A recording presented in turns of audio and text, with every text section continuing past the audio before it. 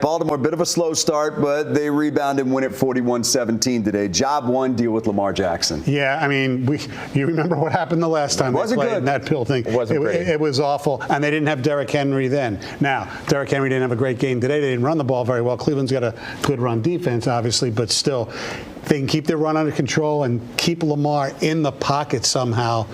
They have a chance. It's going to be very difficult. And you talk about last week with the communication problems. That place is loud as hell, too. It is loud. And look, this is a Super Bowl quality team. Yes. This is two Super Bowl quality teams. This will be a much talked about matchup coming up on Monday night. It's a potential Super Bowl preview, even in week 3. But the Lions know they have a score to settle in Baltimore from 2023. And it was no mistake that when Brian Branch received his game ball in the locker room today, he said, Baltimore next. These guys know what's up next and what's at stake in that game, and they want to show that they can beat this team the second time around. And seeing the 4 sacks today and seeing them torment Caleb Williams for much of the day has to be a preview of what happens against Lamar Jackson, because you not only have to take him off his mark, you then have to contain him, because this guy is something else. Right.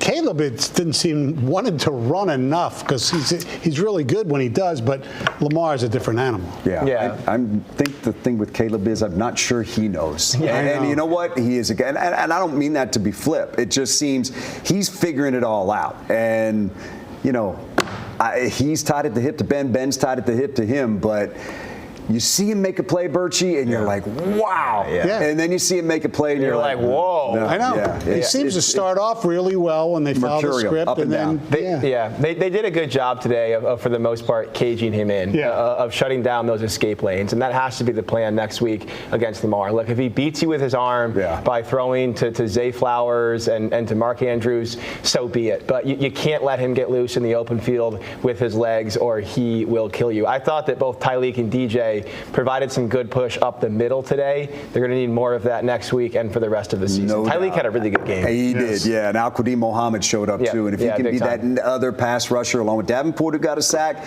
you got to just keep it going. That's what it takes to beat these really, really good teams. All right.